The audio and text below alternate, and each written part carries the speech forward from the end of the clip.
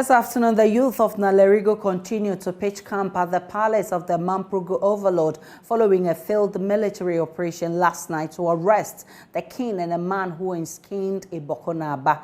The youth are vowing to resist any further attempt to arrest the two traditional leaders. Earlier this dawn, the youth went on a rampage vandalizing the police station and the office of the NPP. They blocked all major roads, including the Tamale-Bolga Highway, burning ties and vandalizing state properties in response to attempts by the military to arrest the newly installed chief and the overlord of the Mamprugu traditional area last Sunday. The military forces arrived in Nalerigo at midnight, armed with loaded rifles in 4 armored vehicles and a pickup truck. They went straight to the house where the newly enskined Bokonaba is being hosted. But before they could get there, dozens of highly charged youth of Nalerigo had already encircled the whole house to protect the Bokonaba from any arrest. The soldiers with their guns attempted to access the compound, but were strongly resisted by the youth, who had formed a human shield to repel the military invasion. After observing the chaos for a while, the helpless military retreated and headed towards the palace of the Mamprugu overlord. The soldiers, however, could not get anywhere near the Nairi as they were confronted by another set of marauding youth. The irate youth blockaded all the roads leading to the Nairi and began throwing stones and other objects at the approaching soldiers, forcing them to retreat again, and subsequently fled from the town towards the Regional Coordinating Council building. After defeating the military operation, the youth returned to the palace to stand guard and vowed to protect the king with their blood, sweat and tears. But before that, they burned ties on the road, raided the police station and vandalized the regional headquarters of the ruling New Patriotic Party, accusing the NPP and the government of taking sides in favor of their rival Kusasis. They spoke to JoyNews. We, the youth of Nalerigo, we are not going to accept this. And we are calling on authorities that are in charge of this to stop it, because they shouldn't take our peaceful nature for granted. For all over, they know that Mamprugu is a peaceful place. But for this time, what they are doing, we are not going to accept it.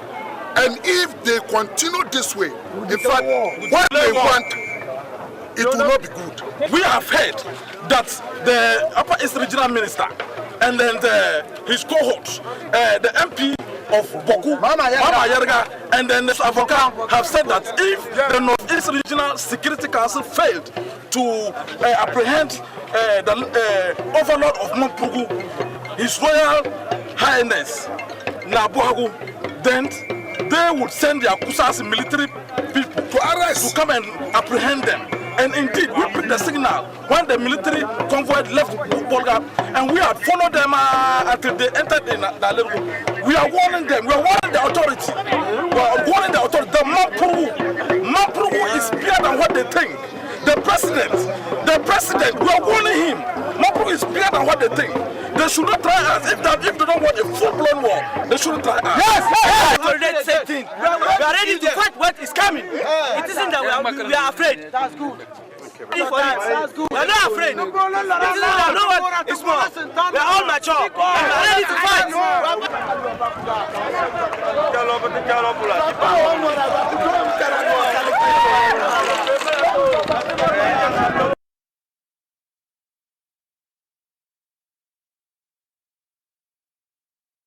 We are live in that town. We'll be going there shortly. Arman Eliaso Tanko will be bringing us more on the developments there. Right now, President Akufo-Addo has joined the millions of mourners eulogizing former Black Stars player Christian Atsu. In a tweet shared on his Twitter handle a while ago, the president said, and I quote, "I extend sincere, heartfelt condolences to the widow, children and family of our fellow Ghanaian Christian Atsu on the sad news of his death. Ghana football has lost one of its finest personnel and ambassadors, one who will be difficult to replace. He will be sorely missed. May his soul rest in the bosom of the Almighty until the last day of resurrection, when we shall all meet again. Amen. Unquote. Now, the mortal remains of the hair sport player arrived in Ghana last night, nearly 2 weeks after the earthquake, which has now claimed thousands of lives in Turkey and Syria. Christian Atsu was officially confirmed dead on Saturday.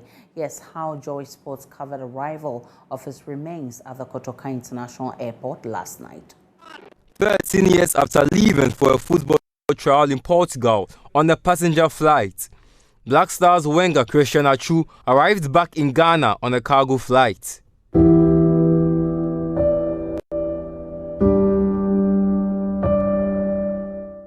The death of the 31-year-old winger, who celebrated his birthday 6 weeks ago, was confirmed in the early hours of Saturday morning when his lifeless body was discovered under the rubble of his house, following the devastating earthquakes which hit Turkey and Syria. The winger's body was under the rubble for 12 days before its retrieval, cutting short a football career which started with one big promise. And I think this should inspire footballers, what I'm going to say. I remember on the first day that he had to take the first flight to FC Porto. I was at this airport to see him off. And when he sat on the plane, he actually sent me a text message saying that, Mr. Yate, I really appreciate you. I'm not going to return. I'm going to succeed on these trials. He was left with 10 days for the January window 2010 to be over. And he said he was going to succeed. He was going to make me proud. He was going to make himself proud. He was going to play football to the highest level. And the world will hear the name Christian Atsu. Abdul Hayate was the man who discovered Christian. Atsu's career kicked off with Yate at Cheetah FC before jetting off for a football trial in Portugal in 2010. And some 2 years later, he will be scouted by Kwesi Appiah, Black Stars head coach who handed Atsu his national team debut. I spotted him through a friend. So what I did was to follow him, watch his game. After some time, I gave him a call that I'll be inviting him to our national team. But one thing that I always tell players is don't prove anything to me, but prove to Ghanaians. And I think Atsu proved to all Ghanaians that he actually deserved to be in the national team. And yes, he did, because on his Black Stars debut, the then 20-year-old scored and assisted in Ghana's rout of Lesotho in the AFCON qualifiers. He was adjudged player of the tournament while winning goal of the tournament alongside in his first AFCON campaign in 2015, where Ghana lost the final to Ivory Coast on penalty. He was received at the Kotoka International Airport by his family, headed by Nene Trasam. The family made no announcements of any funeral arrangements, but there's a state-level promise to ensure the final goodbyes are memorable. It is a painful loss, a very painful one. But as the good Lord says in the good book, that from him we came and to him shall we return. We pray that the soul of Christian Atsu rests in perfect peace in the bosom of the Lord. Thank you very much. And I would like to say that the state will be fully involved with the family in providing him a befitting burial. Off the pitch, Atsu touched the lives of many with a wide repertoire of philanthropy, from paying school fees down to buying 5 cedis worth socks for 200 cedis. I remember one day in the Black Stars camp, he was just solemn. One morning, I saw him sitting alone, as usual. Some of the players, particularly Jordan Ayew, will come bothering him. Jordan Ayew and Wakasu, they used to mess about with him a lot. You're a villager. Why do you wear this watch? The same thing they do on social media. It's the same thing they do in camp. And he was mute. He said he had heard that somebody who was planning to help carry out an operation at the Kolegu Teaching Hospital died. It broke his heart. And there are millions of stories he never tell you. So one day I would ask him, when, you know, a lot of people had said that, you know, the Black Stars players were not giving and all of those things. He told me that I do this thing for God. I don't do it for humanity to praise me. Former Chelsea captain John Terry was first amongst the notable football personalities to extend his commiserations to the fallen Black Star. Condolences by Ghanaian football personalities were led by Mohamed Kudus, the Ajax midfielder converted a free kick in the side's 4-0 win over Sparta Rotterdam and took off his shirt halfway to reveal a RIP Atsu inscribed on his undershirt, but he wasn't penalized by the referee. Meanwhile, Black Stars captain Midday issued a statement indicating he was devastated because Christian was a good, genuine and selfless individual who put smiles on faces of those he encountered.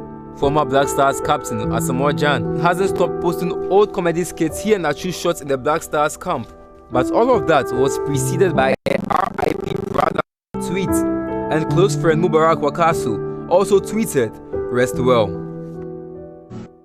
Former assistant coach of the Black Stars, Maxwell Kunedu, has been explaining how Christian Atsu was discovered. Oh, yeah, good morning. Amina, good morning to your listeners too. I mean, when this issue came up, I wasn't in the face to post anything about Christian Atsu. I see a lot of pictures, a lot of stories around flying here and there, and I wasn't happy. I didn't want to even read anything. I just wanted to hear that he was okay. We were all praying and hoping that some way, somehow, Atsu will be found alive. But when the news finally broke out that he wasn't part of us anymore, in fact, I cried at home. He's a guy I know very, very, very, very well. You know, initially, from the beginning, when my former boss, Aisha, told me about Atsu, and then we scouted him. I remember Kwaku bringing his clips to me. I looked at Christian Atsu. He was done in Portugal, I think. Yes. I watched him and I said, "How is this boy a Ghanaian?" So I put a bit of a pressure on my boss to bring this boy. And when he came, Ghanaians were all happy. Aisha brought Atsu to the national team. Yes. We won that match massively at the Massive Sports Stadium, and from then, it became a household name in the industry. He was an instant hit. Apart from that, you know, he never gets angry on the field of play. I remember quite well that when we were in Miami and at the training ground just before the 2014 World Cup, he had a misunderstanding with one player. I don't want to mention his name. And later, he got angry and wanted to, like, he was throwing his hands about that he would even leave and go home. And I went to his room and, you know, spoke to him, and finally he was laughing. So you could see that when anybody gets angry, there's... Former Black Stars goalkeeper Fatau Dauda has also affirmed the quality Christian Atsu brought to the team. We love Atsu, but Allah loves Atsu more than we love Atsu. I remember 2012 when he came to play for the Black Stars. I was with Ashwood. I left Kumasi to Kumasi, about 45 minutes drive to go and watch the game. And after the game, people were talking about Atsu, and then said, "No, we have a talent, and we have a great player." People have been talking about him since then. But by then, I wasn't in the Black Stars. But the same year, late 2012, I joined the team. I remember we went to play some qualifying, and then we went ahead to play in the AFCON. So I played with Atsu in 2013, 2014, 15, 16, 17. I played with him. I played in the AFCON with Atsu in 2013 in South Africa when I had the chance to play in Go. And then we played in the World Cup too. And then 2015 AFCON when we came second. Then 2000 AFCON, and then I left the national team. So Atsu is someone I know. I remember when we went to the national team, he told me he lived in Medina before when he was young. I remember when I was say he used to come and sit behind our pole to pick balls for us. He said it, and then I asked a friend, and said, yes, it's true. So Atsu is someone I know very well. I remember early last year, he bought a perfume for me.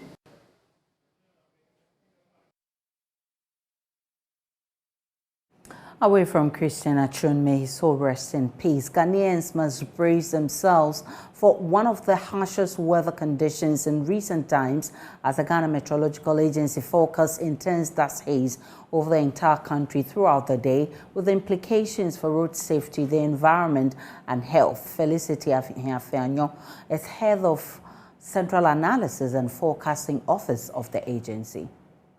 We have the source of the dust over the Sahel region that normally, when it's lifted, it gets transported and then moved down over the West African sub-region and then affected Ghana because we are also part of the West Africa. And we have it in stages. We have the first best, the second, and then the third. For 2022-2023 episode, we are having almost all the three best that we have experienced so far reaching the coastal belt.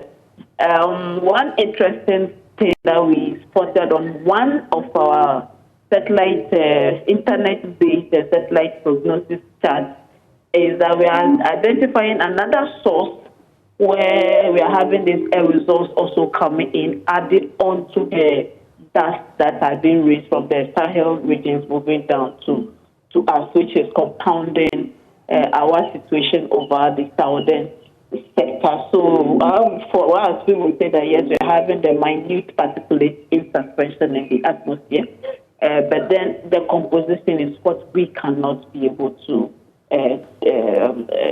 label to everybody to understand. Okay. Now, many people will say they have not seen this harshness with their naked eyes for some time. Is this how it's supposed to be? Normally, we still have to be in mix, but then when it comes to the coastal strip, because of the ocean, we are bonded by the ocean, we have the moist winds coming in. So that's losing the harshness for us. But unfortunately, this year, the wind were not too much. It has reversed quickly, and then allowing the dry winds to penetrate, to take over. So the moist wind was not able to override the dry winds, and then to give us some sort of turbulence, and then leading to cloud formations, and then giving us some reasonable rains within the period. But then, rather, the dry, cold wind has dominated, giving us all these conditions that we are experiencing. The World Health Organization, the U.S. Department of State, has issued similar warnings urging people to take precautions to protect their health. The dust haze can cause respiratory problems, especially for those with underlying health conditions such as asthma. Chief Executive Officer of the Environmental Protection Agency has been speaking on the development to us prior to the news conference the agency is scheduled to address. It's getting to hazardous. I mean, since from 16th, 15th February coming, it has not been the best. Vehicle emissions remain a major driver to this problem. So the simple thing is to ground down because of our vehicles, if we are to do so. And I can't foresee how the country is ready and prepared. We have a lot of rickety vehicles in the system that are polluting all around. And even state institutions' vehicles, individual, commercial vehicles that we have. So DVLA together with EPA has the vehicle emissions testing strategy and plans that we need to implement. We have standards that has been prepared by the Ghana Standard Authority. But the challenge remains, as I speak, or as we are all discussing, 2/3 of our vehicles are not road healthy. I mean, the emissions levels are just unacceptable. So it's a conversation that needs to be opened up for the entire nation to come face to face with. Are we able to ground these vehicles, allow for new ones to be in them, and then we continue to monitor from? Or we go back to walking, use of bicycles, and those mobility that do not. We can now go back to our earlier story of the youth of Nalerigo that continue to pitch camp at the palace of the Mamprugu overlord following a failed military operation last night to arrest the king and the man he enskined as Bokonaba. The youth are vowing to resist any further attempt to arrest the two traditional leaders. My colleague Eliasa Tanko has joined us via phone with more. Eliasa, what's the latest as far as the Nalerigo disturbances is concerned?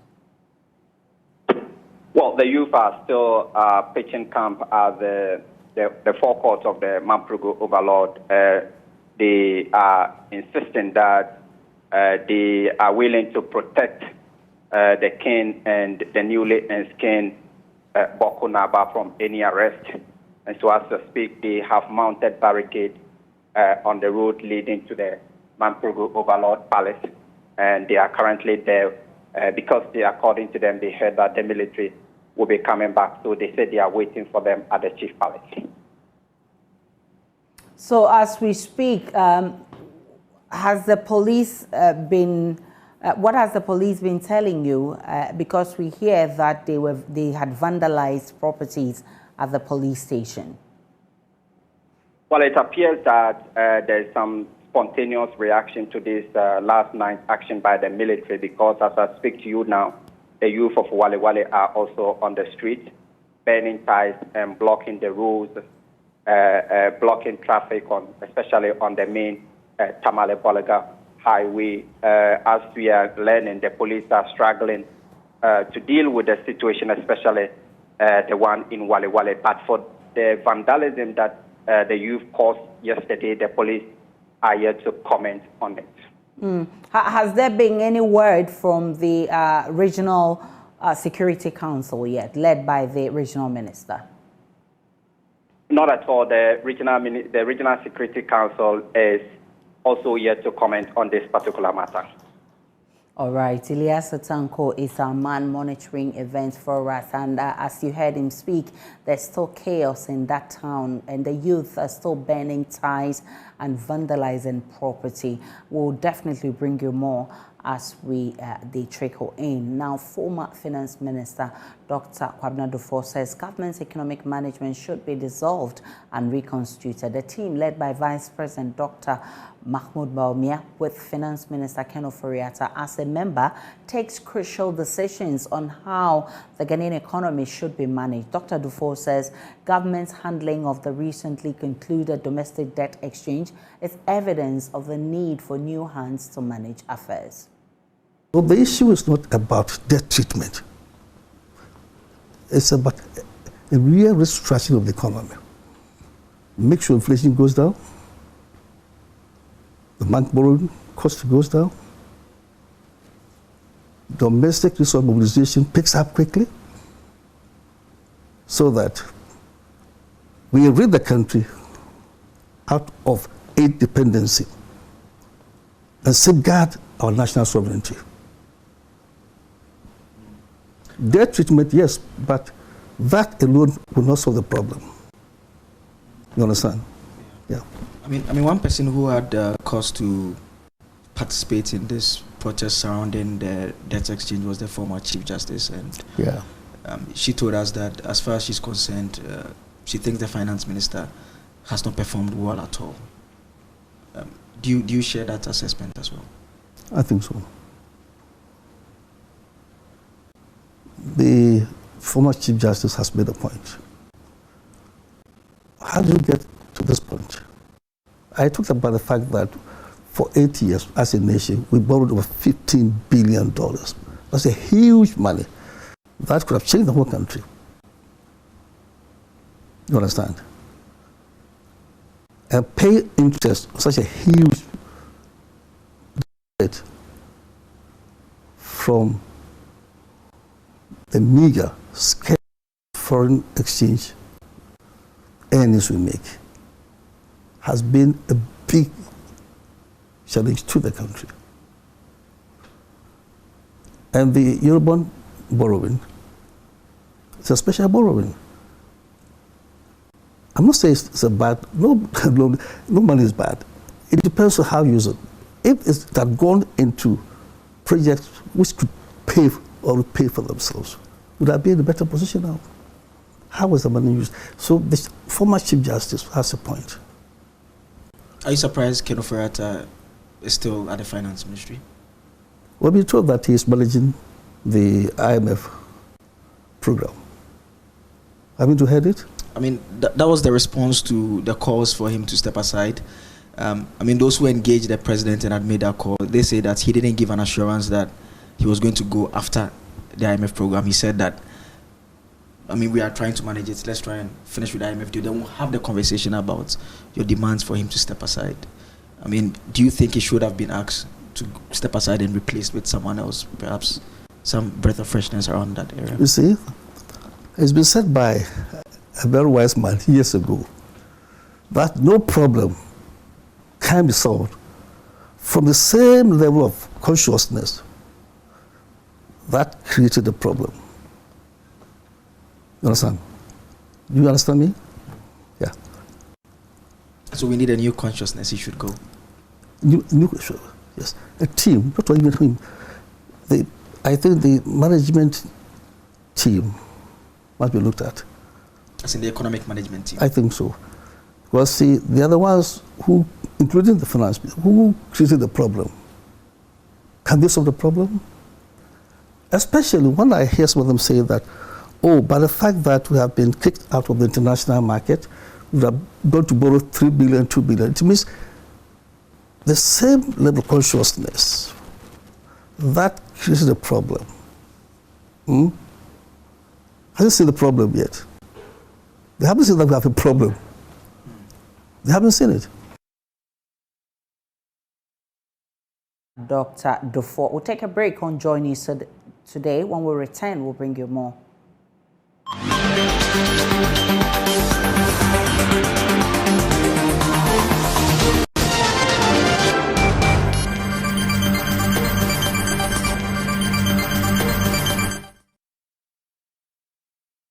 Welcome back to JoyNews today. Now to the rest of our stories. Illegal miners have taken over close to 1,000 hectares of farmlands at Ofuase in the Asante Achim South Municipality, polluting the river Anuru, the only water source in the area. But local authorities say they are overwhelmed and cannot do much in the face of emboldened local citizens and foreigners using Chanfan machines to pollute the river.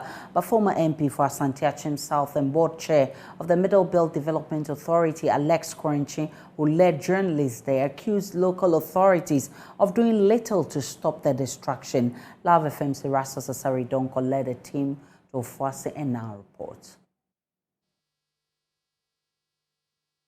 So how can a free-flowing, vibrant river become so stagnated, dirty, and polluted? This is the river Anuru, one of the largest in the Asante Achim South municipality. Now, this is so polluted, you can see that there's no life in it at all. And those who are polluting it go as far as 6 villages downstream. Now, this one, we are going to go along it and try to find out who is polluting the river Anuru and what can be done to salvage it.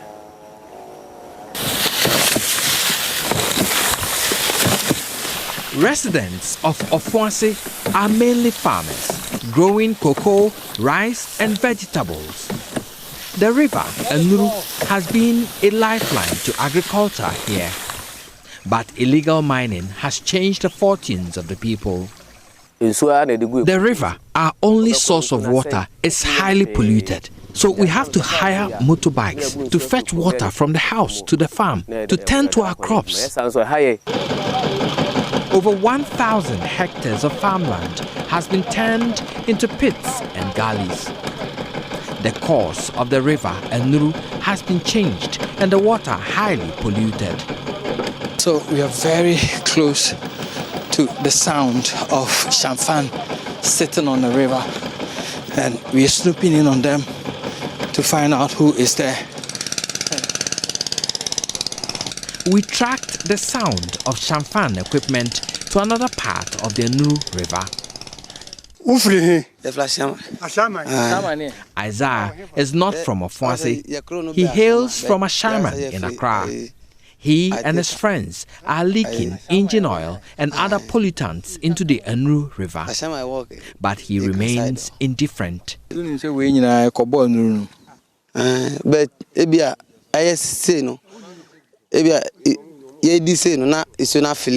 I know all this pollutes the river, what we are doing here.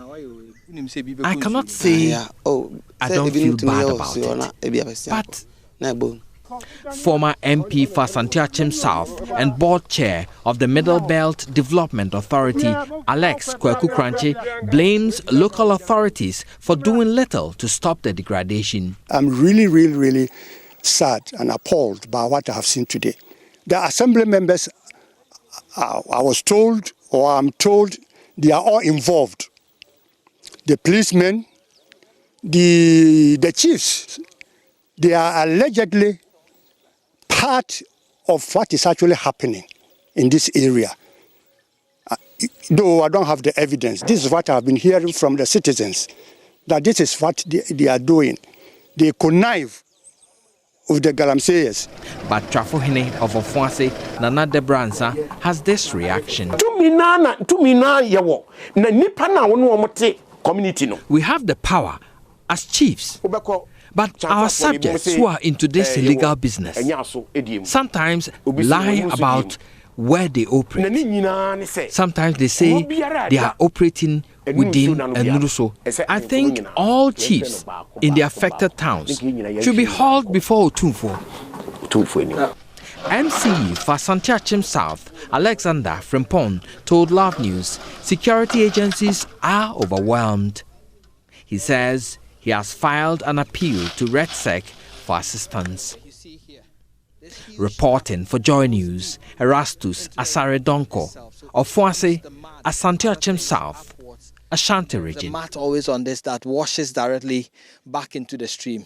Report by Erastus Asaredonko. Let's take a break on JoyNews today. When we return, there is business.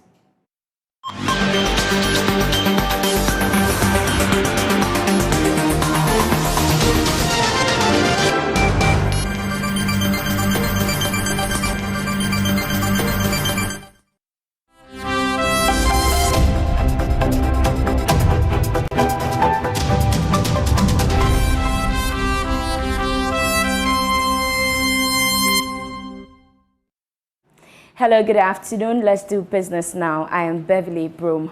The National Coordination Office of the African Continental Free Trade Area, AFTA program, says a policy has been developed targeting the youth and women to spearhead the cross-border trade. According to the program's officer in charge of enterprise support and trade finance, Divine Kutoche, the policy would build capacities. He was speaking at the regional conference on the implementation of the AFTA agreement in Sunyani. The AFCFTA offers us a whole opportunity. It allows for movement of persons and goods. So what it means is that we are expecting a lot of people to come selling their goods here to compete with us. So Ghana has to position itself properly to be able to also send more goods outside. And so our target here are the youth, the women and youth. I mean, data shows that globally, top 25 countries that have the youngest population are in Africa. And in 2019 alone, 60% of our population are below the age of 25. And you know that cross-border trade, women and youth occupy close to about 80% of that. So if AFTA is going to really work, for me, it is the youth who are going to spearhead it. So the National AFTA Coordination Office, in our national policy framework, we have developed a policy for women and youth in cross-border trade, where we provide them the requisite skills, the tools, the finances, the machinery and all of that. You know, we also identify that they mostly are into pockets of productions where their packaging seem to not compete well. So it's a sector that we have even focused on to be able to help them in packaging of their products and also providing them market intelligence. We are currently organizing a market expedition to Kenya. We will be doing that somewhere in May. And it will surprise you that most of the people we consider to take along are women and youth. So we are encouraging the youth to know that after its implementation is all to us. We are the future leaders and we should take advantage of it. Now, Senior Business Development Manager at Farmerline, Princess Anita Sabere, has reiterated the need to educate farmers on the appropriate use of agricultural inputs in farming to prevent losses. In an interview, she said it was important for farmers to produce food, bearing in mind their market sizes, to prevent post-harvest losses and enable them to earn their intended profits. If the farmers know the right chemical or input to apply, I am sure we will not be having these challenges.